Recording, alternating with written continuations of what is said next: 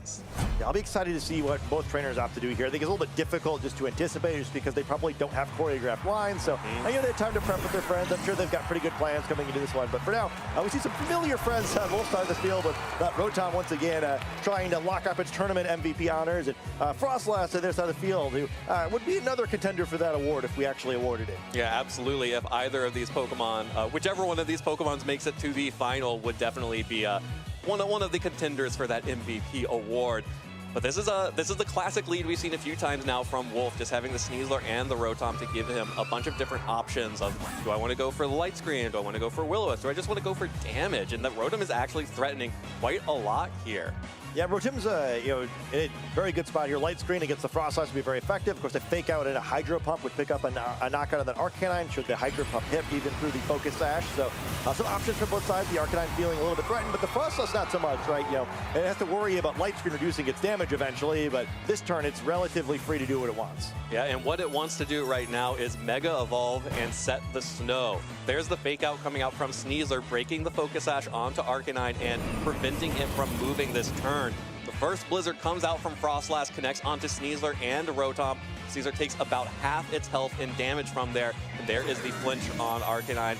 Moving before the Rotom, as Light Screen is the selection for Wolfe, just trying to reduce the damage of those Blizzards. That really consistent behavior we've seen from Wolfe so far, always wanting to value the Light Screen over trying to pick up a knockout, where in that case, he had a fairly good chance of getting a turn 1 KO on the Arcanine, but no, he wants to set up his Light Screen. He has a plan with this team. He needs to build up his defense and then set himself up to try to sweep with one of his Mega Evolved Pokemon. Yeah, at this point, the threat of close combat onto the Arcanine is doing the job of that Hydro Pump. Right, so yeah, Rotom able to escape here, maybe come back later, help deal some of these Pokemon in the back, but has a pretty good matchup too, such as Corviknight, Tyranitar, or Garchomp. Yeah, Tyranitar feeling so safe to switch in here. With no more snow, that means that Blizzards are less accurate. They're also going to be heavily resisted by the Tyranitar with the Sand boost to the special defense and the Light Screen dealing very little damage. This Arcanine is able to fire off a Head Smash that is going to deal a lot of damage right back, though. Head Smash is so strong, and the downside is usually just that it takes a bunch of recoil in return, but with that Rock Head, Arcanine really showing how much damage it can do. Yeah, I don't know how safe it was feeling after all. That is about as much damage as we've seen this Tyranitar take in early in the game, and that's going to be tough. It's a little bit more than a single Hospitality is going to heal up there. So Tyranitar going to be a tough spot for the remainder of the game, and now we're at a point where if Frostlass were to switch in and out or be feeling a little risky, Blizzard might be right on the edge of being able to pick up a knockout. Well, here is the Sinistra for the first Hospitality, but like you mentioned, Wolfe is going to need another round to get that Tyranitar back to full health, or at least healthy enough to survive another one of those Rock Head attacks from Arcanine. There's the Mega Evolution though, so getting a boost to its stats as well as threatening a lot more damage. The extreme speed actually coming out from the Arcanine onto what was the Sneasler is now the Sinistra. Does no damage, and Weather Ball comes out from the Frostlass, deals negligible damage, and here we go again. Another Dragon Dance on the Mega Tyranitar. I'd like to say I can't believe that Wolfe was willing to Dragon Dance in front of those Pokemon, but at this point I am.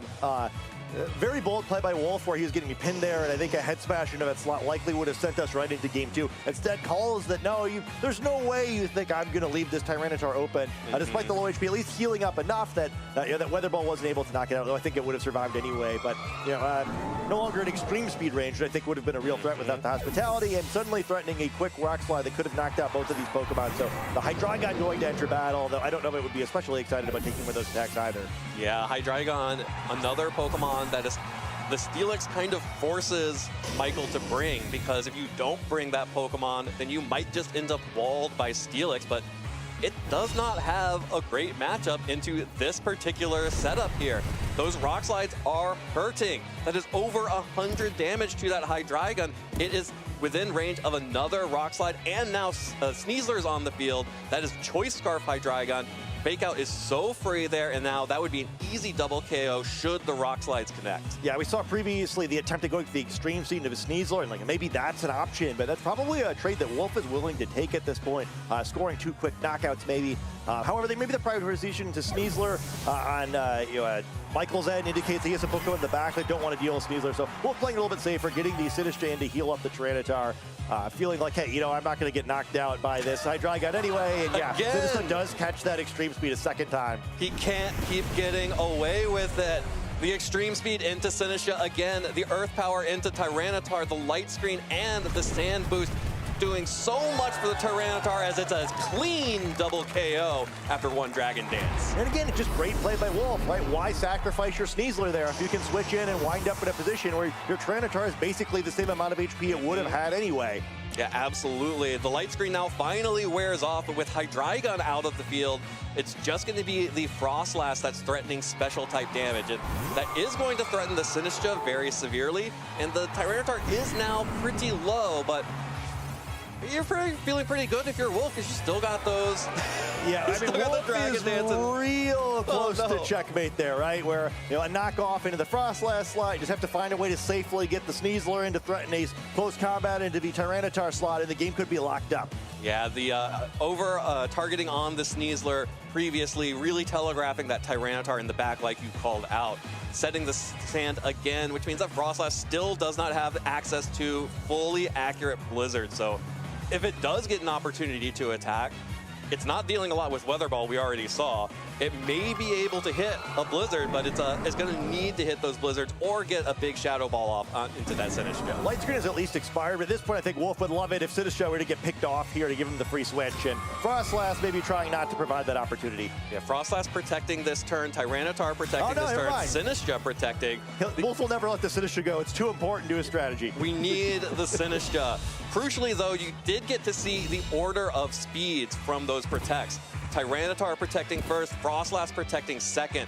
That means that Frostlass has nowhere to go this turn. Forfeit locked in from Michael, and we are headed into game 2. Yeah, that made it so that I guess it was pretty overlooking anyway, but yeah, Frostlass would have needed a double protect to avoid getting knocked out by the knockoff anyway, or a rock slide even if Wolfe was willing to risk it. And then, at his leisure, he could have brought in the Sneasler to finish off the Tyranitar. So that game very over, and wow, really impressive first game by Wolfe, where the beginning of the game always looks a little strange with this team, but correctly calls it that Head Smash isn't going to go into the Tyranitar slot, takes that cheeky Dragon Dance, and the game's kind of just over from there.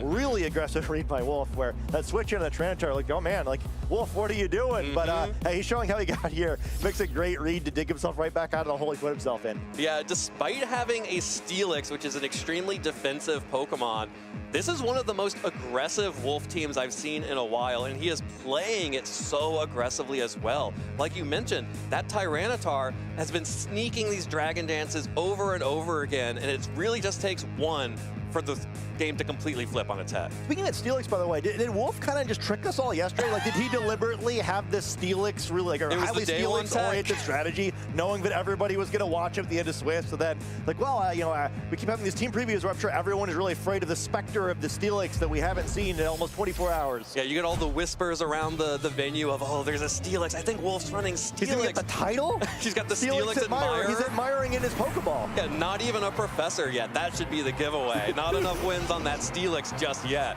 Here is the leads for game 2. It's Arcanine and the Garchomp up against the Tyranitar and the Sneasler. This Garchomp looking much better here than the Frostlass in the previous game. Yeah, this Garchomp has a triple kill in its eyes, or triple knockout, I guess. But yeah, there's no way it's actually going to go for that, right? Where certainly, I guess with the Sash, you could do it if you really wanted to. Yeah. But, I think interesting position, though, because there's so much damage being threatened on the board here. The Garchomp could go an Earthquake, super effective on either of these Pokemon.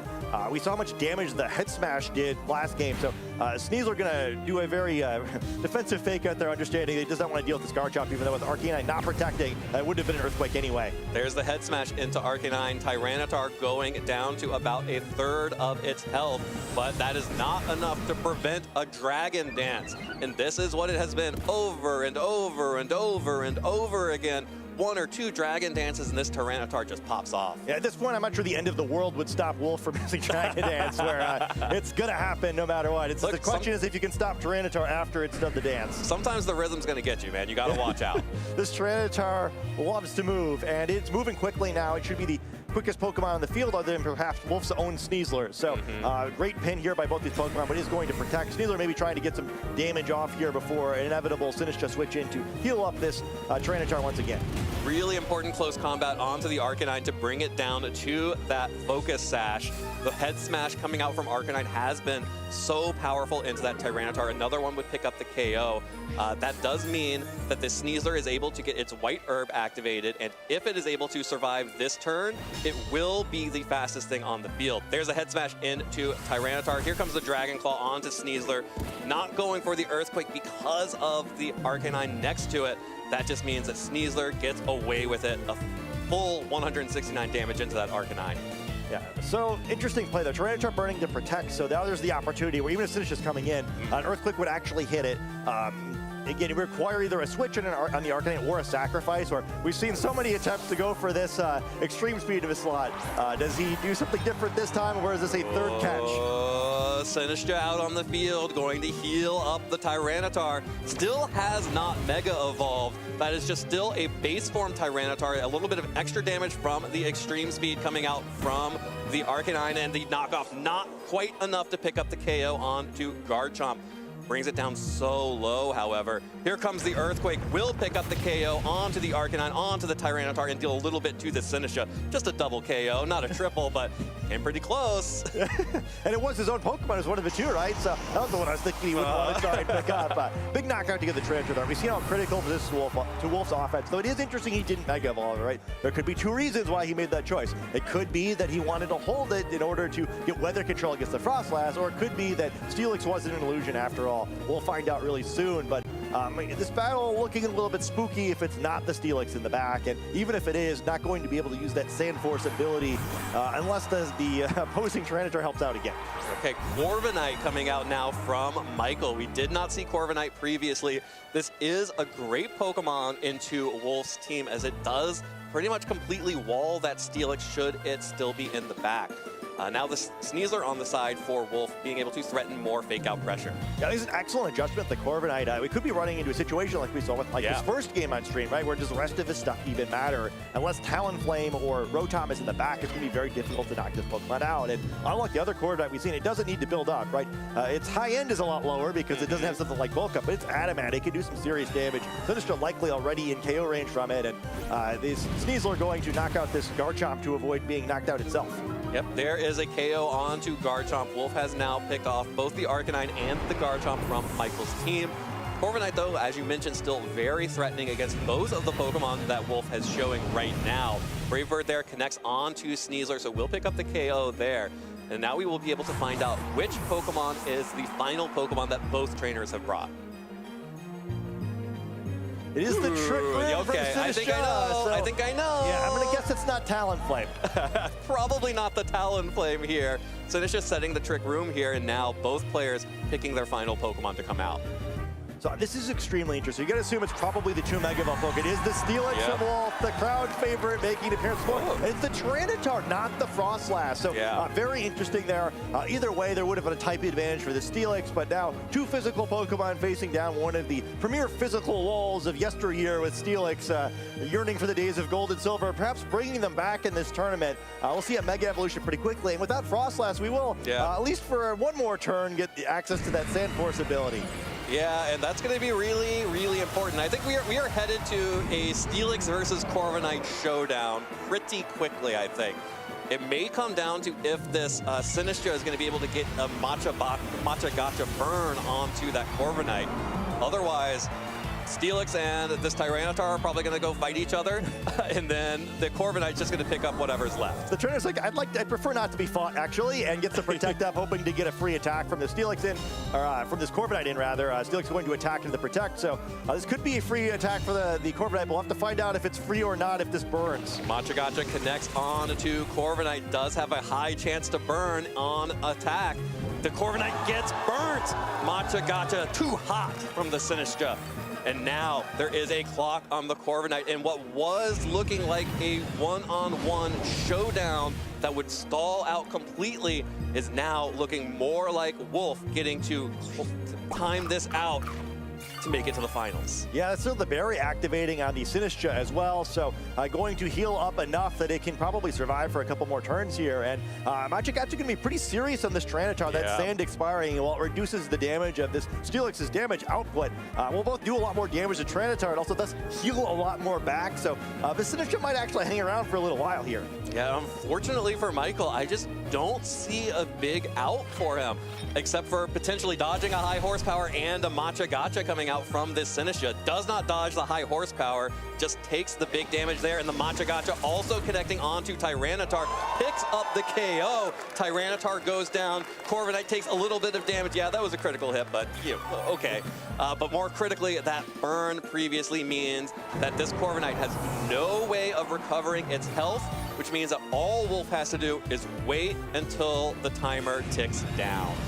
Yeah, this is a very impressive game by Wolfe. That burned critical on the Sinistcha, where I think this endgame would have been much closer, though. I imagine Steelix probably wins it anyway. It's really not two Pokemon I'm used to watching fight each other in the Pokemon video game.